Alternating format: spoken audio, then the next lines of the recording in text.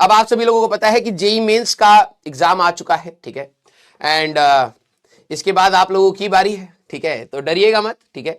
इस बार 22 तारीख से जो जेई मेंस के पेपर होने वाले हैं, ठीक है, तो मैंने आपको बोला था कि आप लोग अपने रिवीजन पर थोड़ा सा रखिएगा, so that you can analyse कि हम लोग जिस तरीके से तैयारी कर रहे हैं। देखो मैं जितना भी आपको पढ़ाया है, ठीक है, उसकी वैलिडेशन क्या होगी कि हाँ यार हम लोग सही तरीके से गए हैं या नहीं गए हैं, क्योंकि पूरे साल भर हम तैयारी करते हैं। कई बार बच्चा अपने हिसाब से स्ट्रेटेजी बनाता है, कई बार हम लोग अपने हिसाब से स्ट्रेटेजी बनाते हैं कि यार ऐसे नहीं, ऐसे कराना चाहिए, वैसे कराना चाहिए। तो उसकी वैलिडेशन क्या होती है कि क्या हम लोगों का रास्ता सही है या नहीं है। वो चेक पॉइंट्स हमारे लिए क्या है, वो चेक पॉइंट्स यही है कि हम लोग अपने पीवाईक्यूज को एनालाइज करें कि क्या जो चीज हम लोग पढ़ रहे हैं उसी के बेसिस पर हम लोग एग्जाम में पूछे हुए सवालों को ढंग से कर पा रहे हैं या नहीं कर पा रहे, ठीक है। हाँ, तो एटलीस्ट आप सभी लोग देखिए, मैं आप लोगों को यह भी बात बता रहा हूं कि 11th क्लास थोड़ी कठिन क्लास होती है, ठीक है। और आपके दिमाग में मैंने ये चीज डाली है इसलिए नहीं कि आप इससे थोड़े से डिप्रेसिव साइड में आ जाए, इससे कि आपको ये हिम्मत रहे कि यार ये कठिन इसलिए भी है क्योंकि ये एक्चुअली में सभी लोगों को कठिन लग रही है ना। तो आपके लिए सिर्फ इंडिविजुअल लड़ाई नहीं है, ये सभी की एक इंडिविजुअल लड़ाई होती है, तो इसमें कोई घबराने वाली बात नहीं है।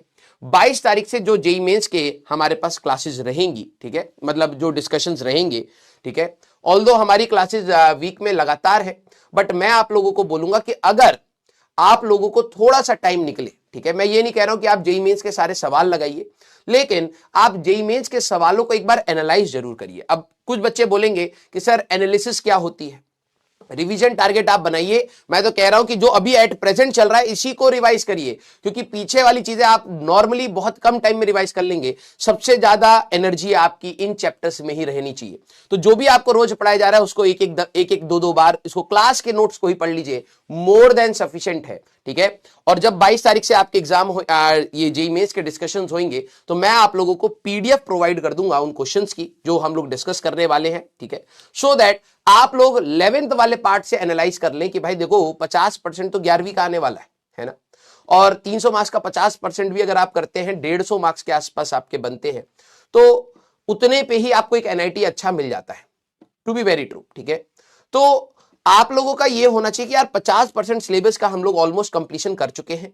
लंबी लड़ाई थी हमारे पास, ठीक है, अभी भी लड़ाई ये काफी कंटिन्यूड रहेगी, अभी भी हमें इसमें बहुत सारी चीजें पढ़नी रहेंगी, ठीक है। तो आप लोग प्लीज तैयार रहिएगा कि जब मैं आपको पीडीएफ दूं तो आप ये मत सोचिएगा अरे मैंने तो रिवाइज करा नहीं, ये सवाल हमारे से हुआ नहीं, मेरे को तो डिप्रेशन हो रहा है। आप लोग ये समझिए कि ये जो एग्जाम होगा आपका अगले जनवरी में होने वाला है, ठीक है। लेकिन अभी आपको यह रहेगा कि हाँ यार ये चीजें क्लास में भी पढ़ाई गई हैं, और फॉर श्योर मैं उसकी गारंटी ले रहा हूं कि जितनी भी चीजें, जितने भी टॉपिक्स मैंने कवर कर लिए हैं उसी में से ही आपको सवाल मिलेंगे। ये मेरी आप लोगों से प्रॉमिस है। बट हाँ, वो सवाल आपको तभी दिखेंगे जब आपने क्लास नोट्स को ढंग से पढ़ा होगा। मैं इतनी श्योरिटी से क्यों कह रहा हूं, क्योंकि जिन भी टॉपिक्स को मैंने पढ़ाया है, शिद्दत से पढ़ाया है, ईमानदारी से पढ़ाया है, और मुझे लगता है कि उसमें जितनी भी चीजें एक बच्चे को बतानी चाहिए मैंने बताई हैं। कोई लिमिट नहीं होती है प्रैक्टिस की। तो आप सवालों के तो कोई अनगिनत, मतलब आप कहें कि मैं आपको क्वेश्चन देता चला जाऊंगा, आप प्रैक्टिस करते चले जाएंगे, तो वो टॉपिक आपका स्ट्रांग बनता चला जाएगा। तो वो वाला काम अब आपका है कि जहां पर आपको ये एनालाइज हो जाए कि यार टीचर ने अपना काम क्या करना था। टीचर ने काम करना था कि हमें एग्जाम ओरिएंटेड कंटेंट देना था, उस लेवल के सवालों के बारे में नॉलेज देनी थी, प्रैक्टिस कुछ कुछ करानी थी, कुछ इंपॉर्टेंट एनालिसिस बतानी थी, और मोटिवेटेड रखना था। ये मेरा काम था। इसके बाद का आपका काम यह रहेगा कि आप उन सारी चीजों के ऊपर मेहनत करें, और आपसे सवाल नहीं बने तो भी वही प्रोसेस है कि उसको कंटिन्यू तरीके से करते चले।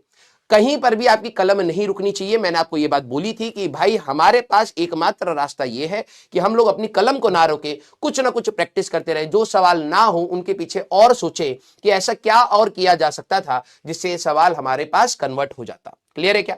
ये सोनू, हाँ या ना? ठीक है। तो इसका हम लोग डेफिनेटली जब जेई मेंस का ये जो होगा डिस्कशन हम लोग यूट्यूब पे ही करेंगे, मोस्ट प्रोबेबली जेई वाला पर करेंगे। मैं आप लोगों को बोलूंगा आप लोग इससे एक्साइट मत होइएगा कि यार चलिए अपने नॉर्मल लेक्चर्स को छोड़ करके ना हम लोग पहले जेई मेंस के क्वेश्चन देखता हूं मैं कितने, क्योंकि कई सारे 11वीं के बच्चे यही करते हैं।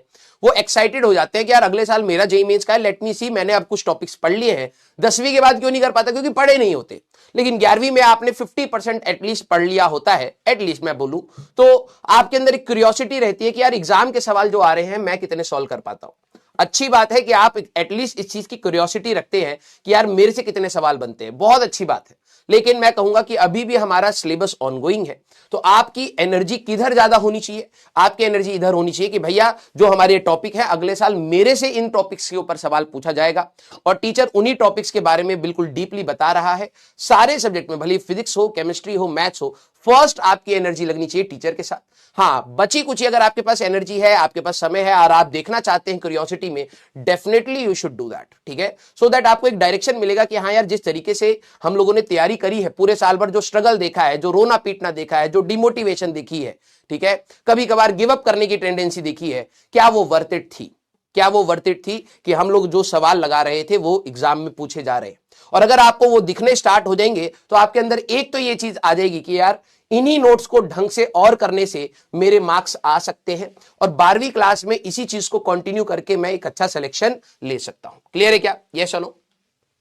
हाँ, वेरी गुड। आप क्वेश्चन जरूर देखिएगा कि हाँ यार, ये टॉपिक के ऊपर सवाल बताया है, ये टॉपिक के ऊपर बताया है, ये टॉपिक के ऊपर बताया है, बस मेरे को रिवाइज करना है। बस आपको ये चीज अंदाजी रखनी है कि हाँ यार, ये चीजें कहीं ना कहीं बताई गई हैं, जिससे आपका एक थोड़ा सा ट्रस्ट फैक्टर बढ़ता है कि आप अपने रिवीजन मोड पर जाएं। आपको पता लगेगा कि यार रिवीजन की कैपेसिटी कितनी होती है और कितनी इंपॉर्टेंस होती है कि जब आप एक टॉपिक को रिवाइज करके जब आप सवाल को देखते हैं तो आपके अंदर कैसा कॉन्फिडेंस आता है, और आप बिना टॉपिक को रिवाइज करे जब आप क्वेश्चन को देखते हैं तब आपको कितना डिमोटिवेशन आता है, यार इसमें पता नहीं क्या हो रहा होगा, है ना। तो वो वाला कॉन्फिडेंस आपको अपना गेन करना है इस जेईई मेंस, और मोस्ट प्रोबेबली, ठीक है, जो आपके अंदर ये जिज्ञासा है कि सर मैं भी इस साल के जेईई मेंस के पेपर को सॉल्व करना चाहता हूं, तो मैं कहूंगा कि आप लोग प्लीज अपना एक बार 11वीं का सिलेबस खत्म करिए। अप्रैल अटेम्प्ट जब जेईई मेंस का आपका होगा तो उस समय आपकी 12th जस्ट स्टार्ट हुई होगी, या 12th में अभी कोई ऐसा लोड भी नहीं हुआ होगा, ठीक है। अप्रैल के फर्स्ट वीक में ही जेईई मेंस का सेकंड शिफ्ट हमारे पास हो जाता है, ठीक है, सेकंड अटेम्प्ट हमारे पास आ जाता है। तो उस समय तक आपकी 11th रिवाइज्ड मोड में होनी चाहिए, सो दैट आप भी उसके साथ बैठ करके 50% सिलेबस को at least exam point of view के हिसाब से सॉल्व करें। क्लियर है क्या? यस और नो?